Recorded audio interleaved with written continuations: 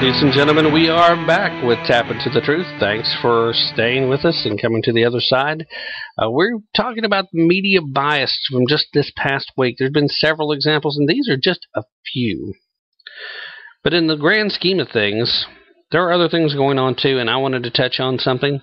I saw this particular article from Bob Livingston today of the Personal Liberty Digest. If you're a regular listener, you heard the other day me talking about how it looked like the federal government was thinking about the possibility of going after the retirement accounts of American citizens. Well, the Consumer Protection Bureau has evidently made it quite clear that they're doing so.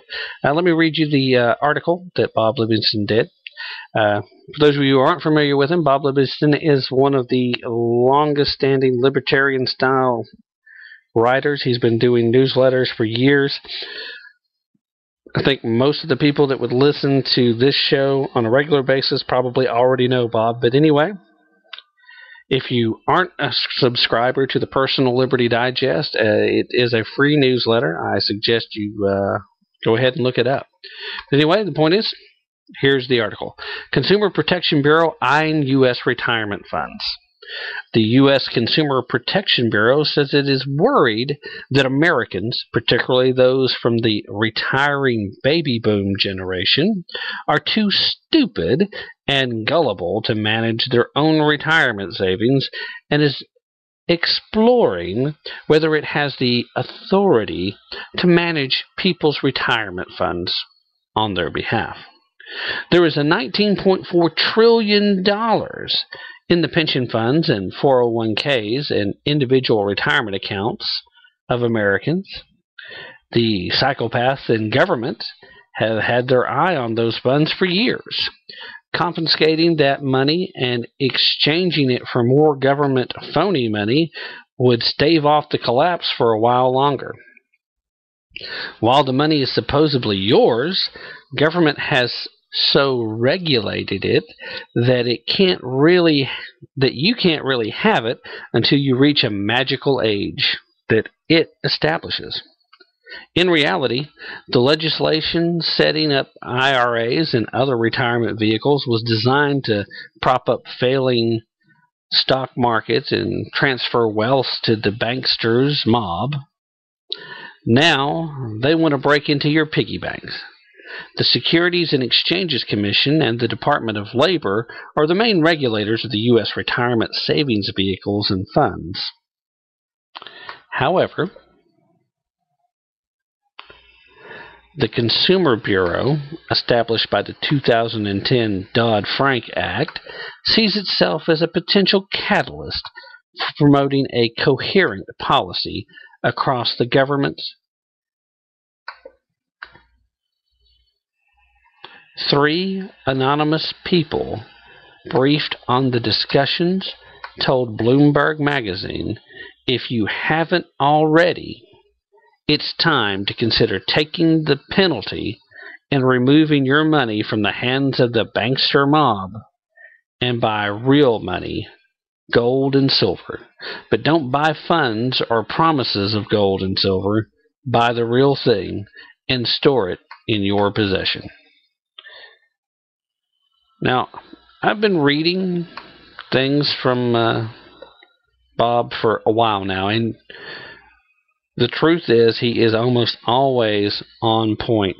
So if he comes out and he's writing it himself, and he's got a lot of other people working for him now, but if he comes out and writes it himself, he has seen where this is going on, and he has sources behind the scene.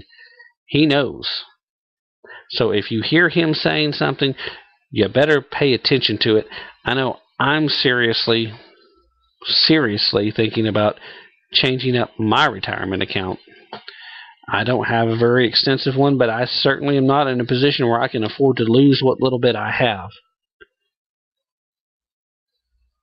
I don't want to panic anyone, and I don't want you to think that this is a terrible thing. But the bottom line is, this is extremely dangerous. I warned you before, and others have been warning you for some time. We mentioned several broadcasts ago about how a Venezuelan-style takeover of the retirement funds was in the process. I told you that even the Reverend Jesse Jackson was out talking about how it would be good for the government to swoop in and take some of this money. These leftists who want to have the redistribution and who think they've got the right to take all your money, they think that you don't have any money of your own. They think that whatever you get, whatever you earn, well, that's really the government's money, and you're lucky if they let you keep any. That's the kind of mentality that has gotten a lot of governments in trouble in the past because it leads to revolt. I don't care what economic group you're in. If you get to a point where you're working a job and the government's going to take the majority of your cash from you, what are you going to do? You can't possibly expect that you're going to be able to live on 20% of your earnings. You can't possibly expect that if you've been fortunate enough to put some money aside, that it's okay for the government to just up and take your money. For those of you who think the government can take care of you, remember, the government doesn't have any money of its own. Zero, none, nada. It doesn't just say, okay, we're going to give you $38 a month for this, whatever it is, and they just, boom, there it is. We earn that money, the government. No, they tax people. They take it from someone else. And if you buy anything, if you drive on certain roads, then I don't care what economic group you fall into, you're paying taxes somewhere of some kind. And as the federal government will not be able to keep the promises that it's currently making, will not be able to meet the promises that it has already made in the form of Social Security, not without major changes, you need to be concerned about how far down the road they're going to go to collect the cash that they don't have. They can only take so much from the rich people till they're not rich anymore. They have a sliding scale that we have seen them use before in regards to what constitutes being rich. We have seen time and time again our economy thrive when people are allowed to invest their money and when they're allowed to save their money, when they're allowed to get a job that will pay a decent wage.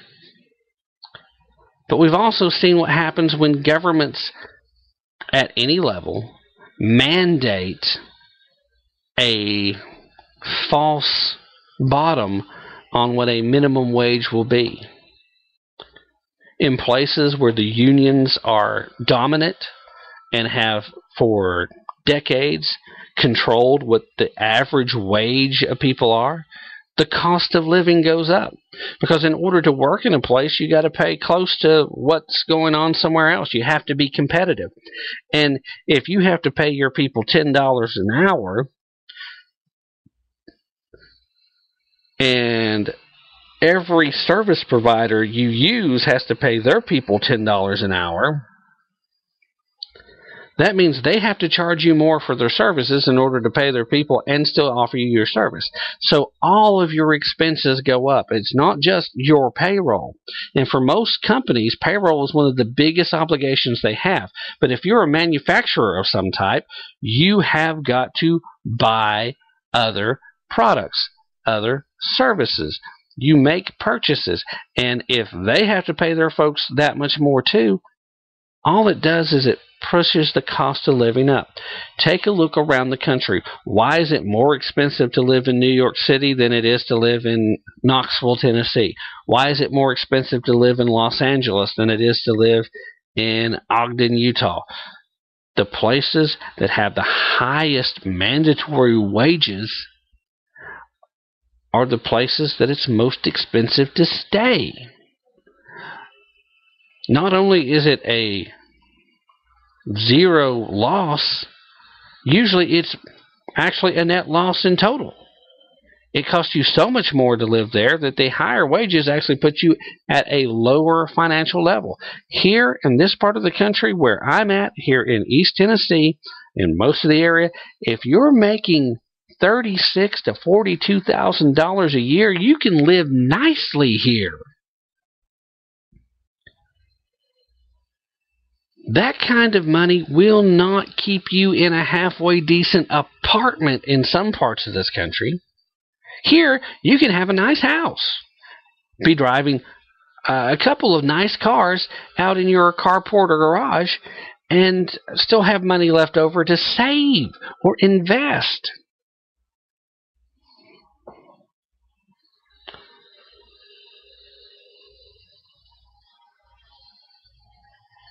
We've gotten off topic a little bit, but it's still a valid point in so much as I want to make sure that I've already brought up the retirement fund thing. It's gaining traction. The government is using an unconstitutional avenue to try and make this unconstitutional move. If you don't believe that the government is willing to take your money from you, ask yourself why you have to pay taxes at all then. Ask yourself this too. If you don't pay your taxes, what's going to happen? The government will deprive you of your property. They will deprive you of your freedom. And who knows? If you put up a fight, they might accidentally deprive you of your life. We have a group running the show right now that honestly believe that no matter what you have, it belongs to them. They firmly believe in redistribution, which means if you're fortunate enough to get a little something, they think they've got the right to come and take it and give it to somebody else. While you're on the bottom of the heap, that may not seem like such a bad deal to you. But if you're fortunate enough to move up a little bit, then you need to be concerned. Most people want the same things. Most people want to be able to have enough money to take care of themselves, take care of their families if they have them, to have a few nice things along the way, and to be able to feel good about yourself. If you're so far down that you don't have any of that and you just want to hate people who do, what happens if you get fortunate enough to move up a little bit? Are you going to change how you feel about that group immediately that used to be immediately above you but now you're equal with? Class warfare is a scary thing because you can very easily, with just a few good breaks, be on the opposite side of the shadow. Let's keep an eye out for media bias from now on. Let's remember to keep using your brain as we tap into the truth. That's been tonight's show. Thanks for listening.